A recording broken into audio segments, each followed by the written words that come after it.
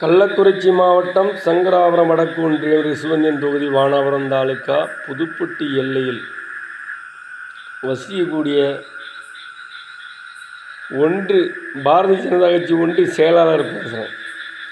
தயவு செய்து நாட்டில் உள்ள மக்கள் அனைவருக்கும் கை கூப்பி வேண்டி கேட்டுக்கொள்கிறேன்.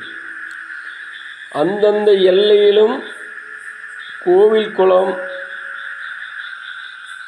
ஒரு மைதானம், இந்த மாதிரி இடத்துல அவங்கவுங்க கையால் ஏதாவது ஒரு மரக்கன்களை நடுங்க. அந்த மரக்கன்களை நட்டு எந்தளவு நீங்கள் காப்பாற்றி வளர்க்குறீங்களோ அந்தளவு குடும்ப வளர்ச்சி உருவாகும், குடும்ப குறைகள் நீங்கும். ஒரு அரசங்கன்று வைக்கலாம், ஆலங்கன்று வைக்கலாம், அத்திக்கன்று வைக்கலாம், நாவக்கன்று வைக்கலாம், பிலாக்கன்று வைக்கலாம். இது போல் பல மரங்களை, பழ மரங்களை நீங்கள் ஒரு கோவில் ஆலயத்தில் உங்கள் கையால் கொண்டு போய் அந்தந்த எல்லையில் உள்ள மக்கள் அனைவரும், அக்காமார், தங்கச்சிமார்கள், அன்னைமார்கள் அனைவருக்கும் வேண்டி கேட்குறேன். இதை உறுதியோடு கேளுங்க. சொல்கிறேன்னு தப்பாக எடுத்து அவங்க கையால் வச்சு இந்த மரக்கன்களை வச்சு உருவாக்கினால் நாடு முழுவதும் செழிப்பாக இருக்கும். நாடு செழிக்கும், நல்ல மழை பொழியும், பாரமழை பொழியும், பஞ்சந்தெளியும், உற்றமழை பொழியும், ஊர் செழிக்கும்.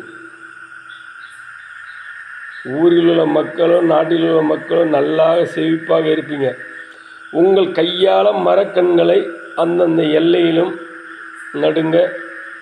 அந்தந்த எல்லையில் உள்ள மக்கள் அனைவரும் அவங்கவுங்க கையால் ஒரு கோவிலிலேயோ ஒரு முக்கியமான இடத்துல அழியாத கண்ணாக நட்டு உருவாக்கி உங்கள் கையால் உருவானால் அதில் பழுக்கிற பழங்களை பல பறவைகள் சாப்பிடும்.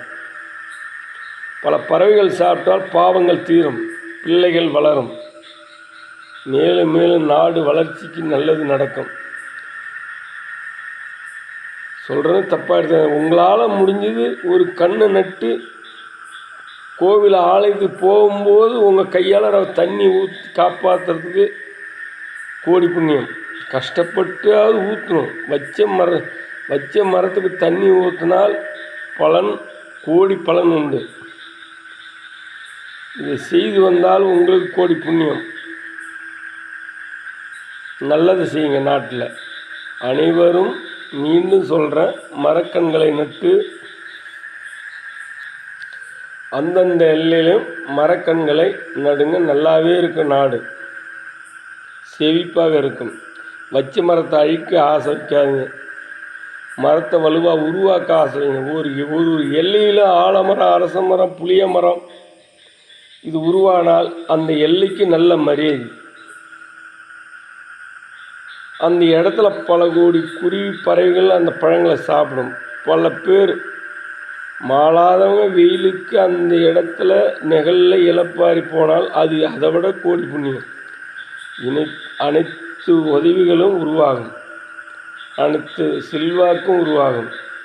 உங்கள் கையால் பால் உள்ள மரம், ஆலமரம், அத்தி மரம், நாவமரம், பிலாமரம் இது போன்ற மரங்களை வச்சு உருவாக்குங்க. ஒரு கோவில் ஆலயத்தில் ஒரு கொய்யா மரம், எதை வேணாலும் வைக்கலாம். பழவகை மரம் அனைத்தும் வச்சு உருவாக்கலாம்.